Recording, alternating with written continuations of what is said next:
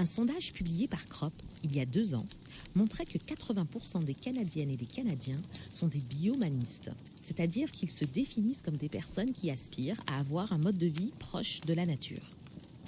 J'adore ce mot biomaniste. Être proche de la nature, c'est certainement y aller le plus possible, ou la faire entrer dans nos vies et plus particulièrement dans nos villes. Mais c'est aussi vivre en épousant ses principes, ses mécanismes, appliquer ses solutions durables, copier sa résilience et son ingéniosité. Pour notre équipe à l'Université dans la nature, la reprise, après cette parenthèse 2020, nous offre une occasion en or d'explorer de nouvelles façons de faire, une occasion en or de profiter des millions d'années d'expérience en résolution de problèmes et en efficacité de ce mentor exceptionnel qu'est la nature. Alors qui d'autre que Moana Lebel, spécialiste du biomimétisme et fondatrice de l'Institut du biomimétisme de Montréal, pourrait mieux nous parler du génie de la nature et de la pertinence d'y recourir pour bâtir ce monde dont nous rêvons tous, nous, les biomanistes. Moana est pétillante, vous allez voir. Allons la retrouver. Le podcast de l'Université dans la nature. Présenté par Emilia Tamco. Tous les jeudis, rejoignez-nous et vibrez avec la science qui nous reconnecte à la nature. Bonjour Moana, c'est fantastique que tu sois là avec nous pour cette 8e émission des podcasts de l'Université dans la nature. Merci d'être là. Ça fait vraiment plaisir. Merci de l'invitation. Bon, alors je sais que tu te prépares à aller au Mexique. Oui. Oui, quand même. Ben, j'aime beaucoup le soleil et la nature. Puis ça me fait beaucoup de bien de passer du temps dans une réserve naturelle au Mexique avec une communauté extraordinaire qui est là-bas, puis les aider à faire du développement durable. Alors, avec toi, Moana, c'est ce qui va être fabuleux. On va visualiser ce que serait une société aussi moderne technologiquement que calquée, j'irais même voir en parfaite harmonie avec les principes de la nature. Et donc, j'ai vraiment hâte d'embarquer les auditeurs avec nous dans cette belle vision que tu transportes grâce au biomimétisme. Donc, avant qu'on rentre, tu vois, dans ce sujet de visualiser cette nouvelle société, est-ce que tu peux nous expliquer un peu ce qu'est ta discipline, le biomimétisme?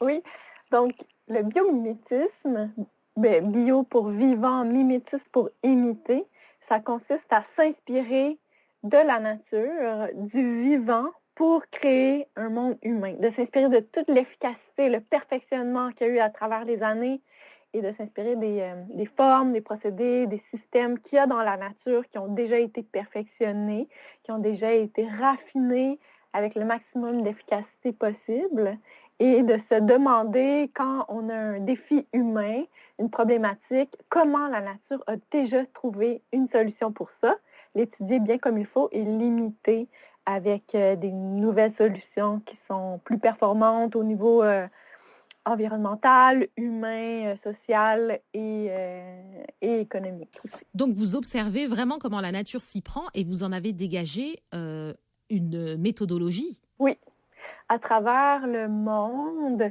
c'est un mouvement, je dirais même, qui se fait actuellement à travers le monde, qui est en croissance exponentielle depuis les 20 dernières années environ. Là, ça a retrouvé un regain d'intérêt de s'inspirer de la nature comme ça et de créer à partir de son efficacité. Puis, c'est quelque chose qui devient systématique. Il y a des gens, c'est ça, des professionnels, des collaborateurs, que moi j'ai la chance de travailler avec des gens extraordinaires à travers le monde. On s'est entendu sur une méthodologie, des principes de comment la nature fonctionne et d'utiliser ces outils-là pour systématiser ou en fait mettre une méthodologie plus spécifique pour la création de produits, procédés, systèmes avec quelque chose de concret. Super. Est-ce que tu peux nous donner, par exemple, 2 applications que toi, tu trouves extraordinaires et qui permettraient à ceux qui nous écoutent de comprendre un peu comment on passe de cette observation de la nature à son imitation pour créer? Oui, il y a tellement d'exemples extraordinaires, mais il y en a un qui me touche beaucoup, c'est une innovation qui a été faite dans le domaine dans l'industrie du bois. L'industrie du bois, par exemple, un des produits qui est produit, c'est le contreplaqué, donc le plywood. Puis dans les procédés de fabrication de ces produits-là, on utilisait beaucoup de composés organiques volatiles et de formaldéhyde, des produits très toxiques et cancérigènes. Donc là, on voulait trouver une alternative à cette utilisation de colle qui contient ces produits-là toxiques. Et puis, on a été voir dans la nature. Et ce qu'on a trouvé avec des scientifiques de l'Ouest américain et canadien, c'est que la moule bleue, qui est un mollusque, celui qu'on mange, là, en fait. Ah, la moule! La moule bleue, oui! Wow! La moule bleue, elle, sa stratégie de survie dans la vie, c'est de s'attacher très fermement au rocher, à un endroit spécifique pour se protéger des prédateurs, des vagues et pour être à la bonne place pour absorber sa nourriture. Donc, elle va s'attacher au rocher de façon très, très, très, très ferme avec un adhésif ultra performant qui va produire sous l'eau. Donc, qui est complètement biodégradable, sain, avec une chimie saine à base d'eau, etc. Donc, cette moule a trouvé le secret d'une colle extraordinaire et saine pour la vie. Et donc, les chercheurs se sont penchés sur quel est le secret de cet adhésif-là, cette colle-là. Et ce qu'ils ont trouvé, c'est une des formules chimiques avec un groupe catéchol sur un benzène qui fait que cette colle-là, elle est ultra performante sous l'eau parce que les molécules de colle sont plus attirées entre elles que vers l'eau. Donc, c'est ce qui fait qu'elle est ultra performante et qu'elle peut être faite sous l'eau.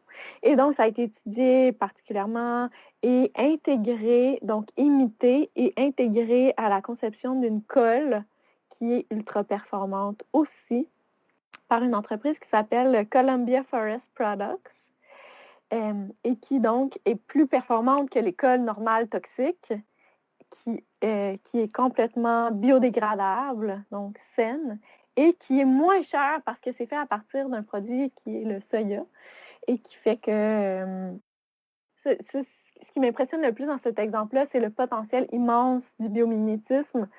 On peut faire des produits plus performants au niveau valeur comme technique, là, avec une performance écologique vraiment supérieure et qui sont moins dispendieux, moins chers. Donc, valeur économique plus grande, puis zéro impact sur l'environnement. Donc, ça, imaginez-vous, si on faisait ça pour chaque industrie humaine, de réduire cet impact-là et que tout soit bien fait avec beaucoup plus d'efficacité, moins de toxicité pour nous-mêmes, les humains et l'environnement. Pour moi, ça, c'est un des exemples qui permet de montrer le potentiel extraordinaire de cette discipline-là qui est le biomimétisme. Ah, c'est génial. Est-ce que tu as un deuxième exemple à nous fournir? Parce que c'est vraiment passionnant, là, cette histoire avec cette moule. Oui, il y en a plein. Attends. Je dirais, OK, pour produire de l'énergie éolienne, par exemple, on sait que, on veut réduire l'impact sur l'environnement, être plus efficace au niveau énergétique. Puis l'énergie éolienne, c'est bien, mais il y a quand même ses revers. L'efficacité est pas non plus la plus grande en termes de production d'énergie. Mais il y avait des solutions ou des organismes vivants qu'on pouvait s'inspirer. Et un de ceux-là, c'est la baleine à bosse. Parce que la baleine à bosse, elle est très efficace au niveau énergétique au niveau du mouvement des fluides.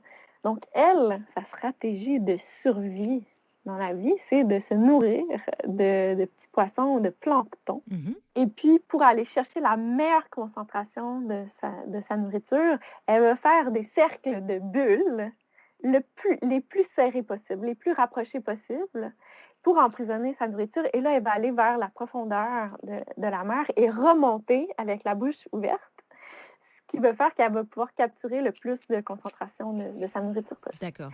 Mais une baleine à bosse, c'est très, très grand. Hein? Donc, pour faire des cercles serrés, elle doit utiliser une technologie sur la face avant de ses nageoires, qui sont des tubercules qu'on appelle, que si vous voyez une photo d'une baleine à bosse, vous allez voir que la face avant de ses nageoires, elle n'est pas lisse.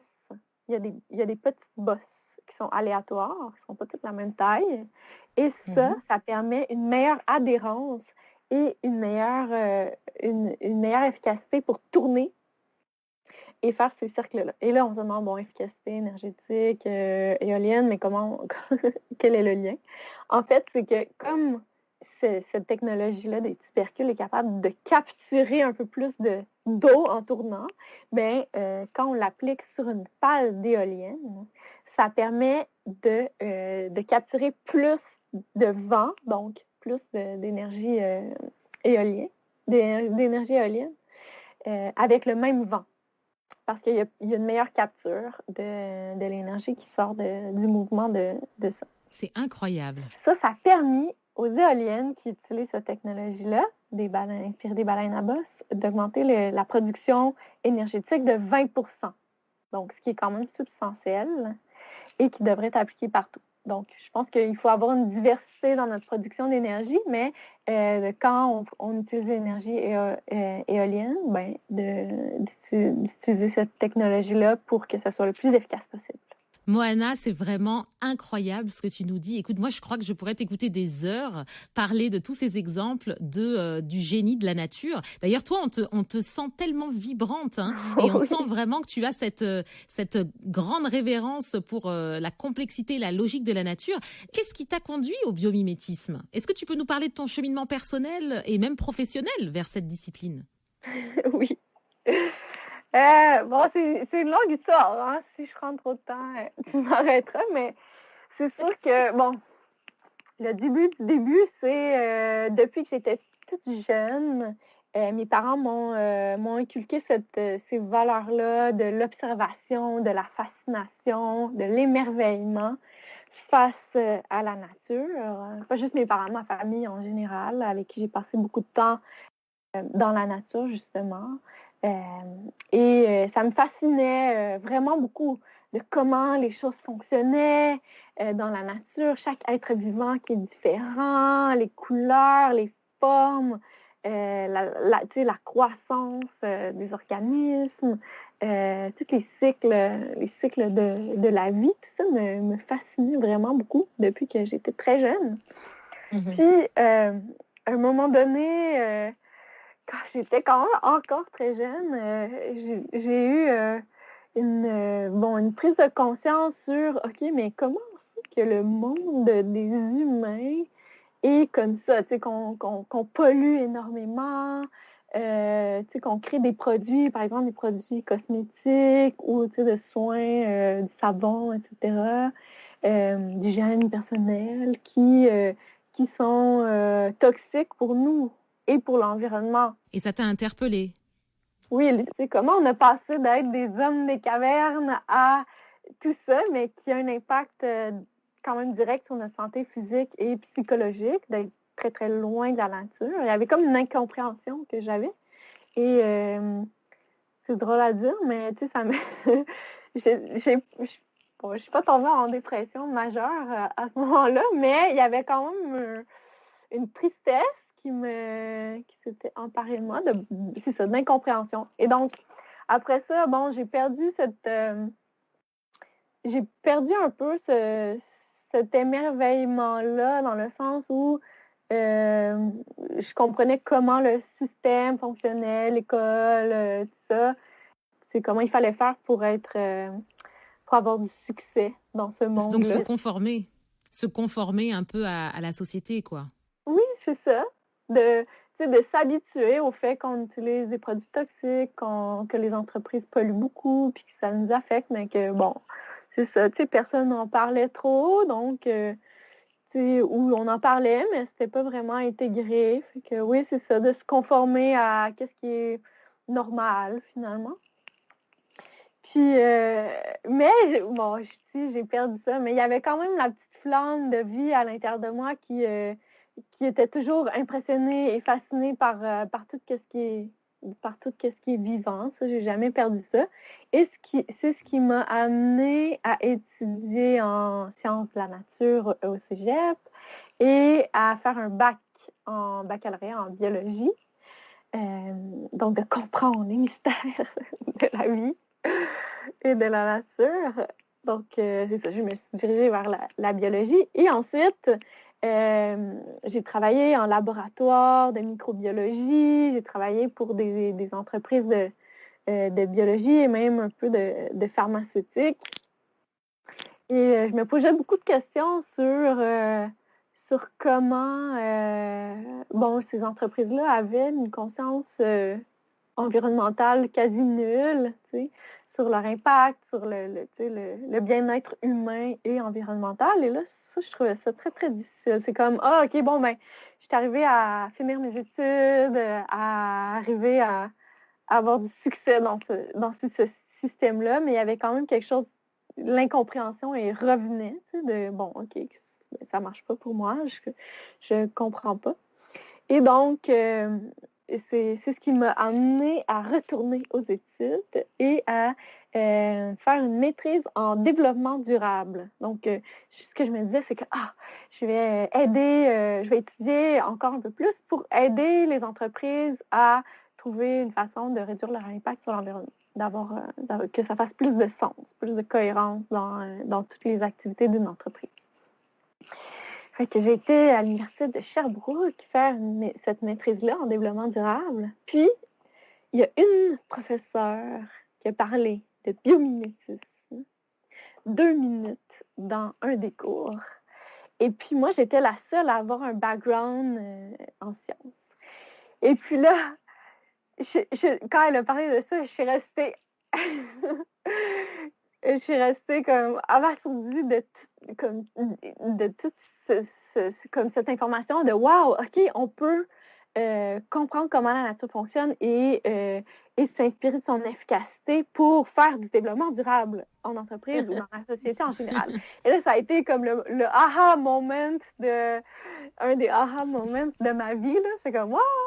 Et c'est exactement ça qu'il fallait faire. Puis les autres, ils trouvaient ça intéressant, mais moi, comme avoir le background en biologie, c'est comme, mais oui, c'est exactement ça. C'est exactement ça. J'avais comme la conviction instantanée, profonde de, il faut qu'on fasse ça. Ce que j'ai réalisé, c'est qu'il n'y avait rien vraiment, ou presque, qui se faisait au Québec. Et quoi? Là, je me disais, mais voyons donc, c'est impossible, ça fait tellement de sens, c'est ça qu'il faut faire. Puis là, comment ça, on n'est pas rendu là. Mais heureusement, il y avait plein de gens aux États-Unis qui avaient déjà avancé sur cette pratique-là, cette philosophie-là. Et donc, la première chose que j'ai fait, c'est j'ai décidé de faire mon projet de fin de maîtrise là-dessus, sur comment développer le biomimétisme au Québec.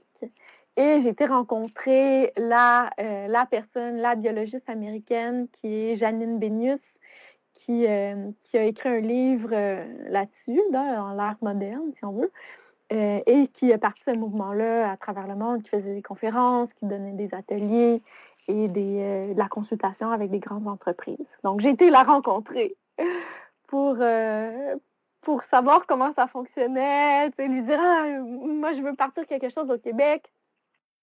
Puis elle est très, très inspirante, cette femme.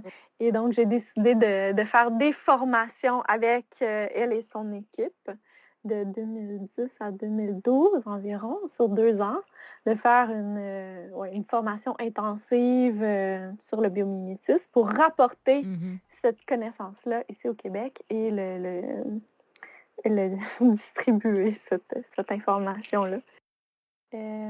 j'ai eu la chance de travailler avec d'autres gens, des collaborateurs, des gens qui m'aident qui m'ont aidé avec la création de l'Institut de biomimétisme, qui est un organisme sans but lucratif qui a l'objectif de faire connaître cette approche-là dans toutes les sphères de la société et de démontrer le potentiel de transformation que ça a dans la société, en plus de pouvoir offrir des formations pour donner pour que les gens qui sont intéressés à l'intégrer dans leur profession et dans leur entreprise, qu'ils puissent développer les compétences pour ça, commencer la pratique, puis à aider les entreprises directement à trouver des solutions. Donc, on fait la recherche aussi.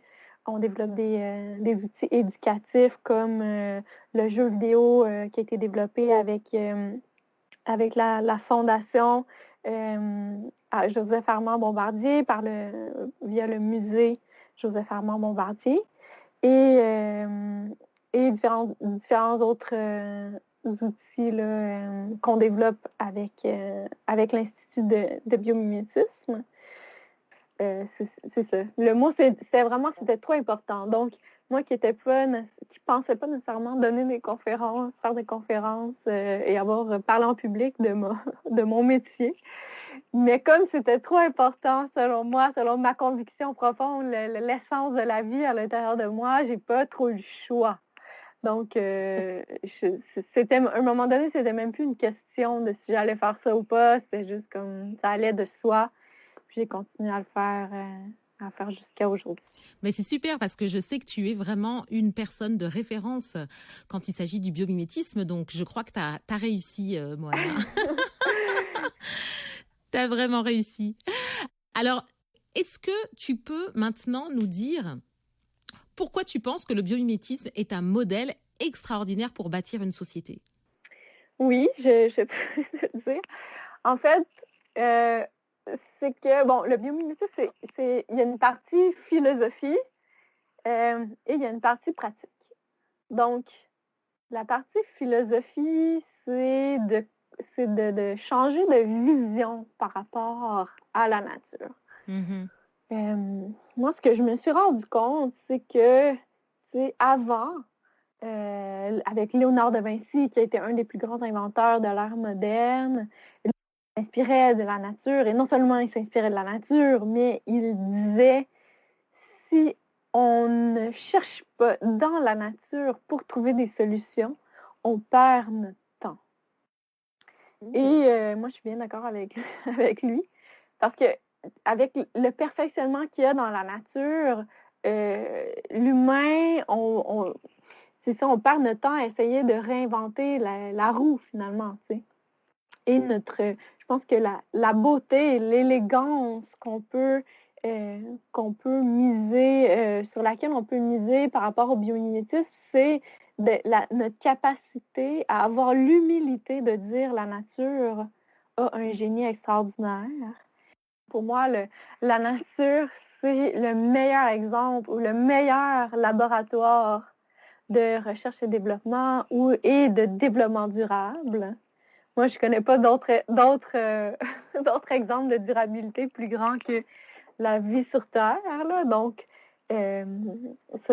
pour moi, c'est tellement le meilleur modèle de résilience et d'évolution perpétuelle que si, justement, on basait tout ce qu'on fait sur notre créativité humaine et les connaissances de la nature, on peut arriver à construire une société qui permettrait aux humains de se réaliser en tant que personne, chacun, et à préserver assez de conscience des autres êtres vivants qui sont alentour de nous, non seulement pour l'aspect diversité de la vie sur Terre, mais aussi pour la connaissance qu'elle peut nous apporter et avec laquelle on peut collaborer dans un principe de collaboration, de coopération, pour qu'on puisse vivre dans un environnement sain, au niveau physique et au niveau psychologique aussi.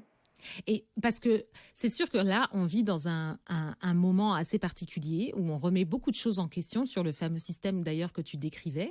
Et toi, tu vas quand même aussi loin que de dire qu'il y a vraiment des solutions concrètes aux problématiques qu'on vit aujourd'hui qui pourraient être apportées par le biomimétisme. Vraiment des enjeux actuels, que ce soit environnementaux, que ce soit au niveau de la pollution de notre santé. Donc, qu'est-ce qui fait, selon toi, Moana, que la nature est efficace, la nature réussit comme elle le fait, alors que nous, le système qu'on a bâti est en train de montrer ses limites? Je dirais que ce serait l'équilibre qu'elle se construit, tu sais, elle croît, les organismes vivants croient en écosystème, en constante boucle de rétroaction avec son environnement. Mm-hmm. Il y a de l'ajustement en temps réel qui se fait avec chaque espèce, chaque individu, avec son environnement. Puis, ça arrive qu'une espèce ou un écosystème va au-delà de la capacité de son environnement, là, si on veut, mais quand même très rarement. Tu sais, d'arriver sur un endroit puis décimer les ressources, ça peut arriver à petite échelle, mais à grande échelle, rarement.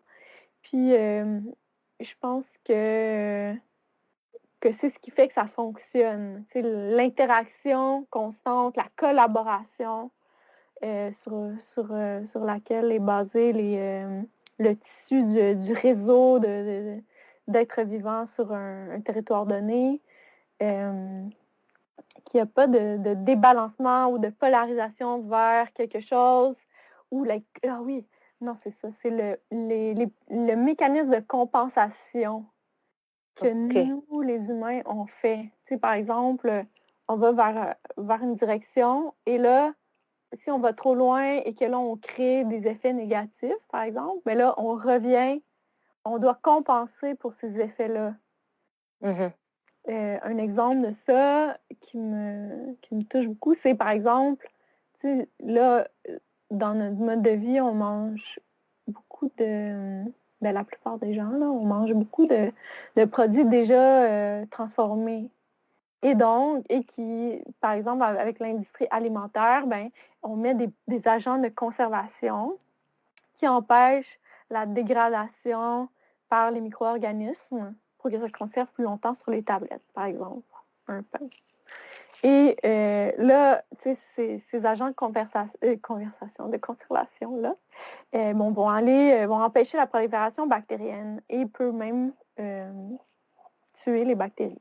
Et là, si nous, on ingère ça, ben là, on peut tuer notre propre ou nuire à notre propre flore bactérienne ou microbiome, qu'on appelle, les scientifiques qui ont étudié beaucoup ça. Et ça fait qu'on affaiblit notre système intérieurement, notre capacité à digérer ou assimiler les nutriments, et c'est relié aussi à la bonne santé de notre système immunitaire, ce microbiome-là. Donc là, on mange ces produits-là.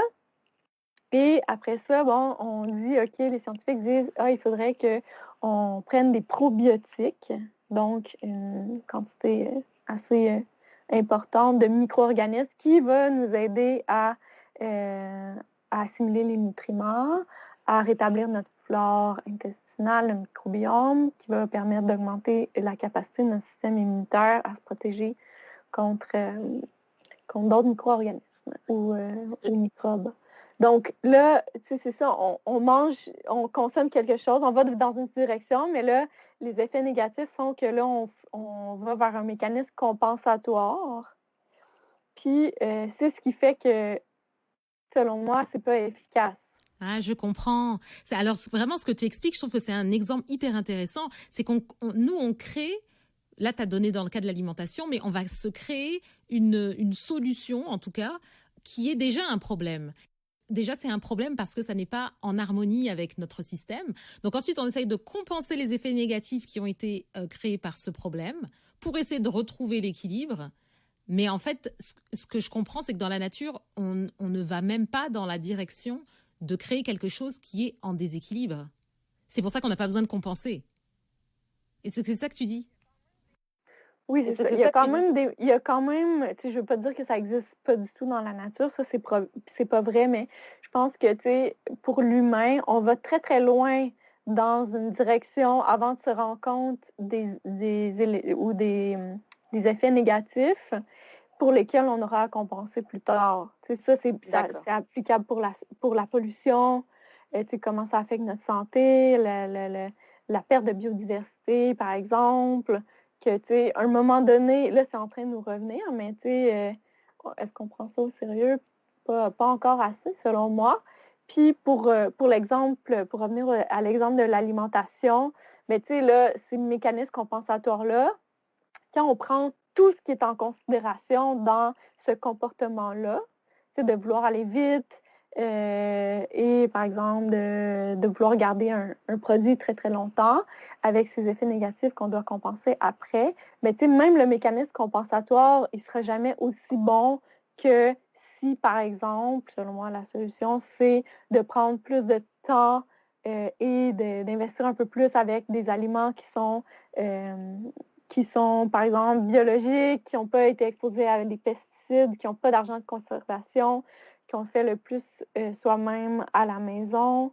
Donc, ce temps-là et ces ressources financières-là, que selon moi, c'est plus efficace de les investir directement dans un mode de vie sain, plus sain, que de faire le détour vers le mécanisme compensatoire, en bout de ligne. Mais ça prend une analyse qui est un peu plus systémique ou un peu plus grande de chaque comportement comme ça. Et comment les personnes, parce que je sais que tu donnes beaucoup de formations et de conférences et à des milieux vraiment variés, ça passe du milieu de l'éducation au milieu corporatif, comment les gens reçoivent cette nouvelle vision de l'efficacité qui s'inspire de la nature? En fait, à chaque fois que je parle de biomimétisme dans les conférences, les ateliers, dans les entreprises, dans n'importe quel milieu, je te dirais, tu sais, c'est ça, comme la semaine passée, j'étais dans une école secondaire à Montréal. Puis la même semaine, je donnais une conférence à la Chambre de commerce pour tous les entrepreneurs de l'île Maurice en Afrique.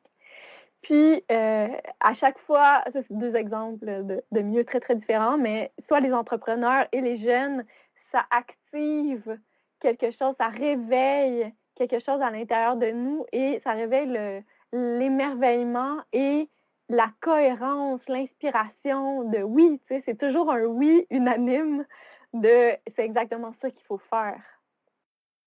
C'est exactement vers là qu'il faut aller. Donc, il n'y a aucune équivoque sur l'unanimité de la réceptivité du biomimétisme. Après, ce qui peut être un frein à l'intégration de cette approche-là en termes de philosophie et de pratique, c'est dans le concret, parce qu'on a été habitué à travailler en silo. Donc, les scientifiques avec les scientifiques, les entrepreneurs avec les entrepreneurs, les designers, les architectes, les ingénieurs, etc. Chacun a été formé dans un mode de pensée différent et on n'est pas habitué à travailler de façon multidisciplinaire. Donc, les uns avec les autres, essayer de comprendre comment ça fonctionne, etc., puis travailler ensemble. De travailler ensemble, c'est comme si on travaillait entre des gens qui ne parlaient pas la même langue. Donc là, il y a un effort qui est à faire dans nos façons de travailler ensemble que nécessite le biomimétisme.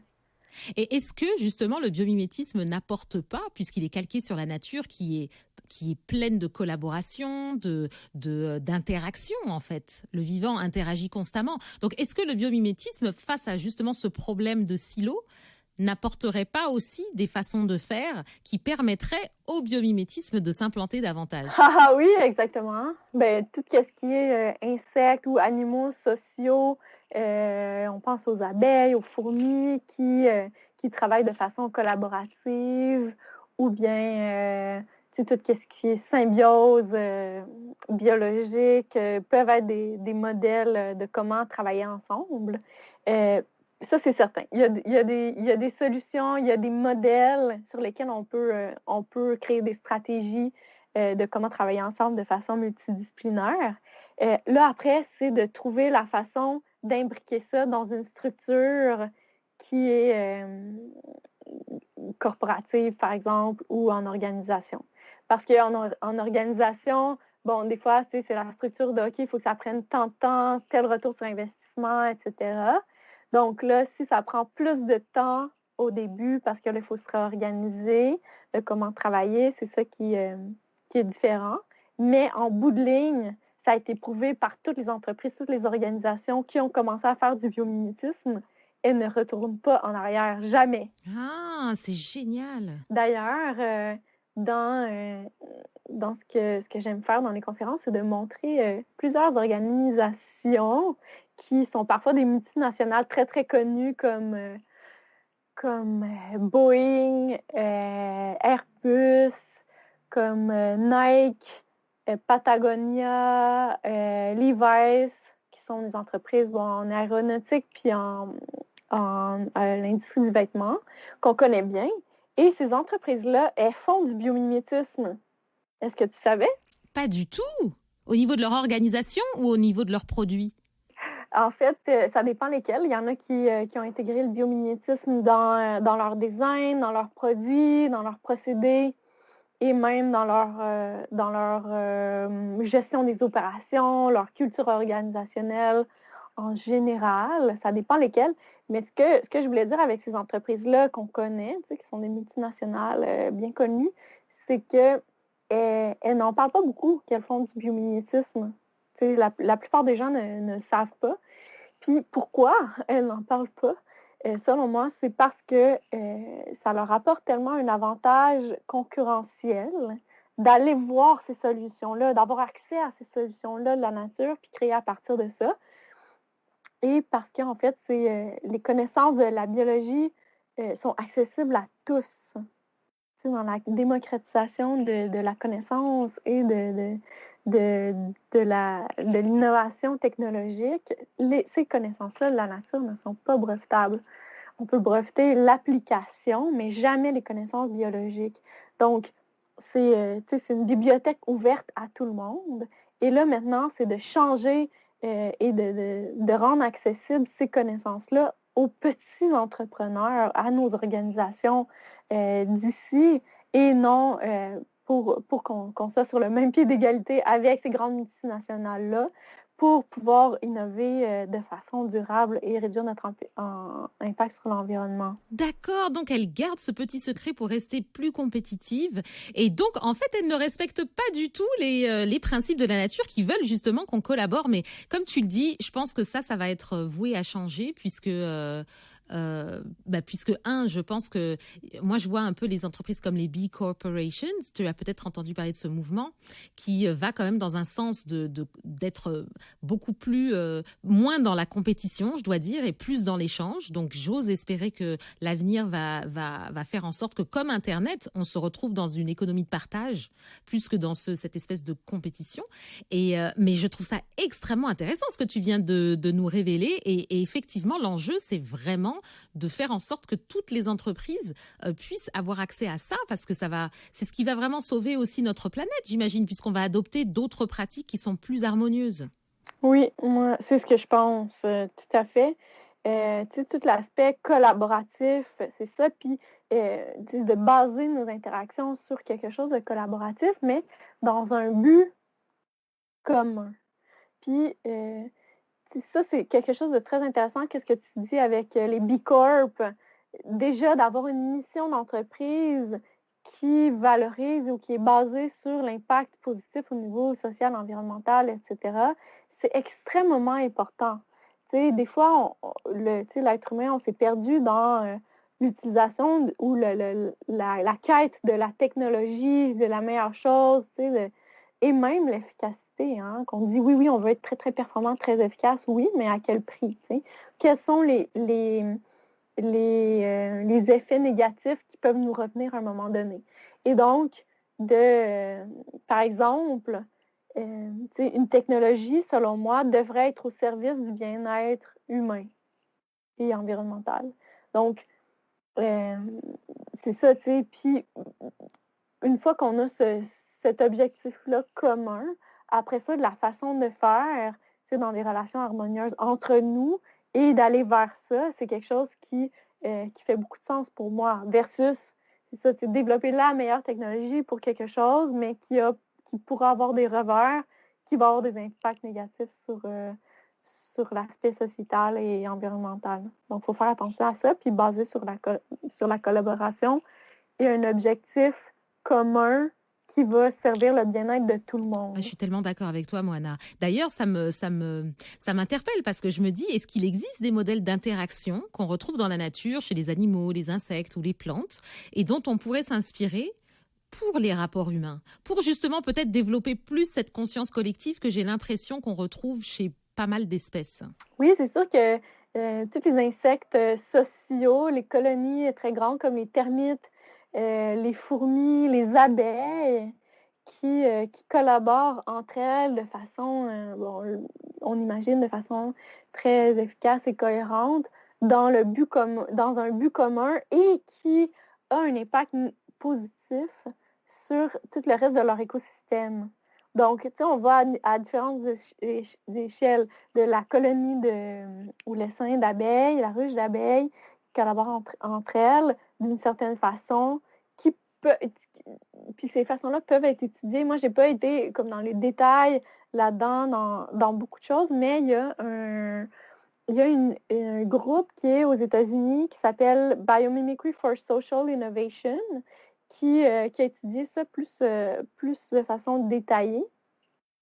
Et donc, on peut étudier comment ces insectes-là, comment les animaux collaborent entre eux, comment les organismes vivants en général, c'est interespèces, comment ils collaborent entre eux de façon systémique aussi pour améliorer la qualité de vie de leur propre espèce et des autres. Tu sais, les abeilles, elles vont se collaborer entre elles, mais elles vont apporter un impact positif majeur sur tout le reste de l'écosystème en pollinisant les plantes, en assurant l'évolution puis la croissance de ces plantes-là qui vont être de la nourriture pour d'autres animaux, etc. Donc, ça va loin aussi, là. Mais donc, si on pouvait s'inspirer de ces principes-là, de comment une petite collaboration ou dans une espèce a un impact majeur sur les différentes sphères, par exemple, de la société, et qui revient en bout de ligne à cette espèce-là, c'est quelque chose qui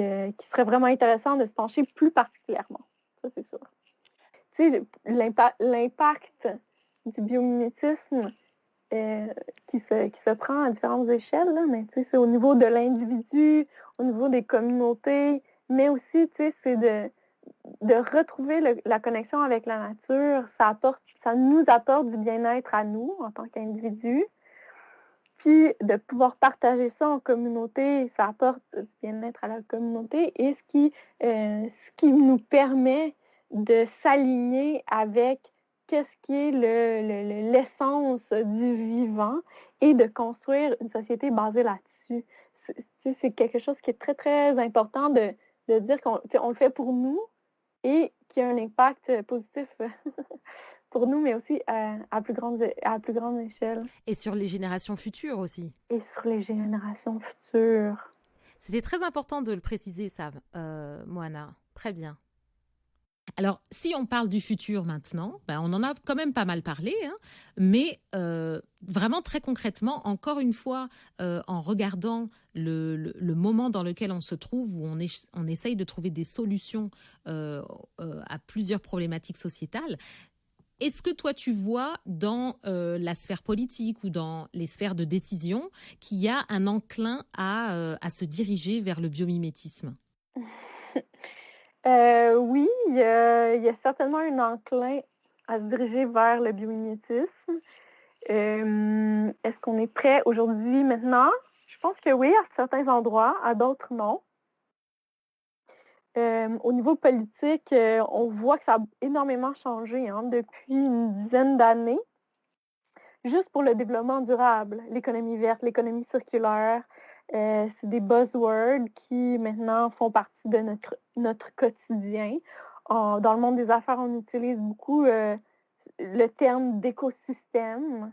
Donc, ça c'est intégré petit à petit dans notre vocabulaire. On utilise beaucoup plus d'exemples de la nature, sans dire ou sans penser ou sans connaître qu'est-ce que c'est réellement le biomimétisme.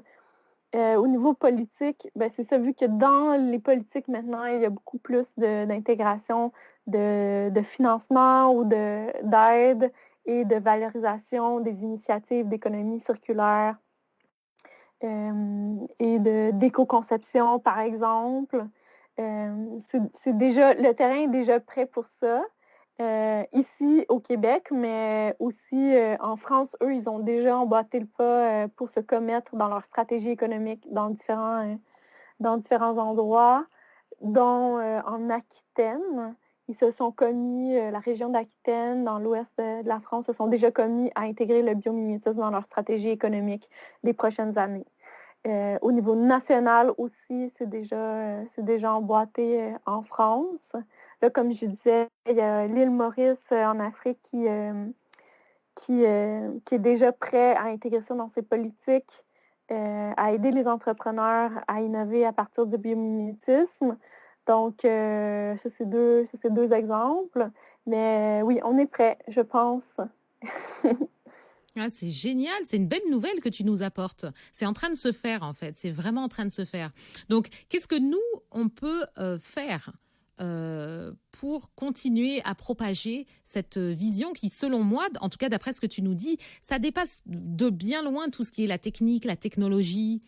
C'est vraiment tout un mode de pensée qui peut profiter à éveiller en tout cas cette relation avec la nature, cette importance de rester en relation avec la nature. Donc, qu'est-ce que nous, on peut faire pour concrètement encore plus répandre cette façon d'être en lien avec la nature? Donc, pour répandre cette façon-là d'être en lien avec la nature, la meilleure façon, c'est de le vivre soi-même. Donc, passer le plus de temps possible dans la nature, essayer de comprendre, d'observer comment ça fonctionne, comment on peut se connecter, nous, avec ça, aller prendre des marches dans la forêt. Déjà, ça a un impact majeur sur la santé humaine au niveau psychologique et physique d'être en contact avec cette nature-là. Là, je dis à l'extérieur, mais ça c'est l'idéal absolu, d'être dans des écosystèmes encore intouchés par l'humain, mais aussi en étant en contact avec des animaux chez soi ou d'avoir des plantes, d'avoir cette information-là visuelle, toutes des patterns de la nature, c'est quelque chose avec laquelle on peut travailler pour être en constante connexion avec la nature.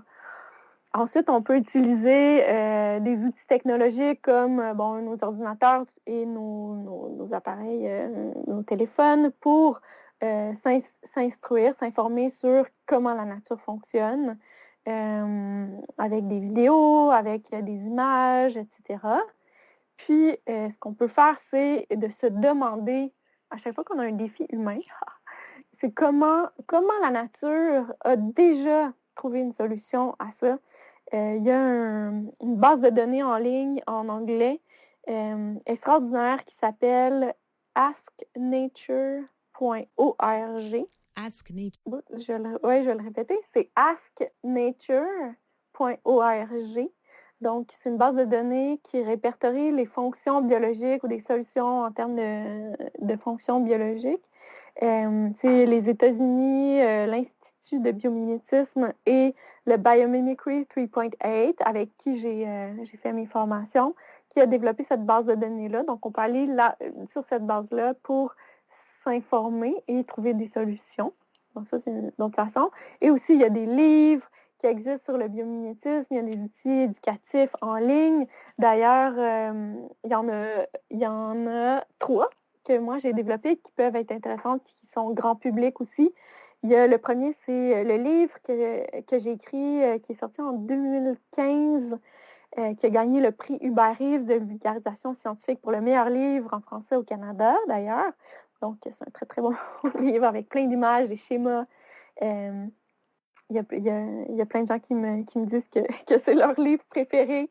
Donc, vous pouvez vous instruire. Il y a plein d'exemples dans ce livre-là. Ça s'appelle L'art d'imiter la nature, le biomimétisme, qui est disponible partout dans la francophonie. Après ça, puis il y a d'autres livres un peu plus spécialisés si vous voulez aller encore plus loin dans différents domaines. Celui-là, c'est grand public et c'est plein d'exemples dans différents domaines. Après ça, dans les outils, qu'est-ce que je veux dire? Ah oui, en ligne, si vous habitez au Québec, il y a une exposition qui a été faite avec l'entreprise Bombardier, le musée Bombardier, pardon, le musée Joseph-Armand Bombardier, sur l'éducation en sciences, en technologie, en innovation, qui a une exposition actuellement à Sherbrooke et elle va se déplacer un peu partout au Québec. Elle a fini de faire le tour au Canada, puis elle est maintenant au Musée des sciences de Sherbrooke, qui est sur le biomimétisme appliqué au transport.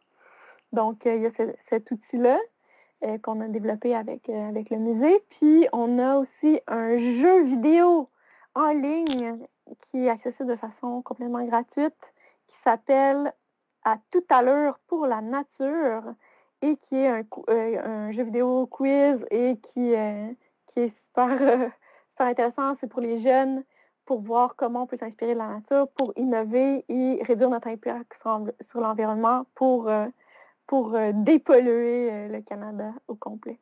Donc ça, c'est 3 outils qui sont accessibles en ce moment, que moi je connais, mais il y a d'autres aussi, d'autres outils en ligne, c'est ça, un peu partout. Puis de garder cette flamme-là d'émerveillement de la nature à l'intérieur et à l'extérieur de nous, de toujours avoir une petite pensée pour ça, puis se connecter de façon constante avec elle. Super!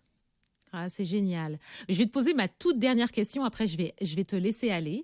Et ce serait, qu'est-ce que le biomimétisme a changé dans ta vie? Le biomimétisme a tout changé dans ma vie. C'est vrai. Attends, comment expliquer ça? Comment vous démontrer ça? Ben, en fait, dans ce monde de fou, comme je disais au début, et d'incompréhension des fois qu'on a de certaines situations, juste d'être capable de retourner à c'est quoi l'essentiel de ce qui nous rend heureux, tu sais. Et pour moi, juste d'observer la nature, d'être à l'extérieur, de voir le soleil, les nuages, toutes les visuels, la beauté, l'élégance, l'ingéniosité de la nature, de me reconnecter avec ça, c'est quelque chose qui me rend vraiment heureuse. Puis de pouvoir en parler aussi. Tu sais, je pense que je dis toujours que j'ai le plus beau métier du monde, tu sais, d'être capable de traduire, tu sais, le génie de la nature, puis de pouvoir offrir ces solutions-là au monde humain, tu sais, des entreprises ou des organisations, des professionnels pour qu'on crée ensemble. Donc, ce qui a changé le plus, c'est de retrouver un sens, une cohérence à un niveau très, très élevé dans toute ma vie. C'est ça que ça m'a apporté, le biomimétisme. Oh, c'est magnifique ce que tu dis et on l'entend dans ta voix, on l'entend dans ta passion. Donc bravo pour tout ça, Moana. Alors on va te laisser. Je veux juste informer nos amis que je vais laisser bien entendu dans le descriptif toutes les belles références que tu as citées parce que je pense que ça va en intéresser beaucoup. Et puis si tu en as d'autres aussi, n'hésite pas à me les envoyer, je les inscrirai dans le descriptif, Moana. Et bien merci à tous d'avoir pris le temps de découvrir un peu le biomimétisme et puis surtout la possibilité de construire une belle société à partir de ça. Et on va se retrouver pour il en reste plus que 2 des émissions. La 9 et la 10 pour la saison 1. Et ça, ce sera dans les prochaines semaines, en tout cas avant les fêtes. Donc, je dis un grand au revoir à Moana. Au revoir, merci. Ça a été un plaisir d'être ici avec toi aujourd'hui. Ah bah, c'est un plaisir vraiment partagé parce que j'ai beaucoup appris. Bah, merci à tous pour votre écoute. Entendre Moana nous parler du biomimétisme m'a donné envie de me balader et d'observer la nature de plus près encore. Alors prenez soin de vous, où que vous soyez dans le monde, et à bientôt. Le podcast de l'université dans la nature. Vous aimez? Partagez.